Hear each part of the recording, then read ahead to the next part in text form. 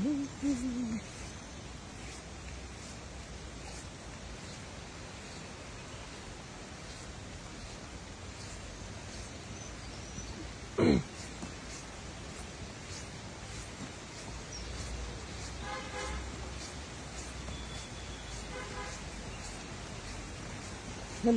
सबैजनालाई good morning भन्दै म अहिले चाहिँ नर्थ जाँदै गर्दा चाहिँ हाम्रो यहाँ बिटु एस रनिङको चाहिँ हालत यस्तो रहेछ है ल। अन्त म तपाईलाई ग्रुपमा सेयर गर्दैछु ल।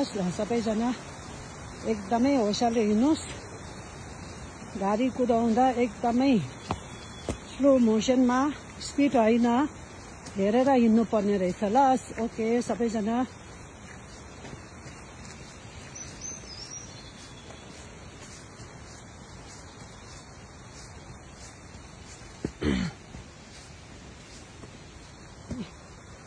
एस्ट रनिङको माथि टपमा रहेछ यो चाहिँ गान्तोकबाट आउँदा।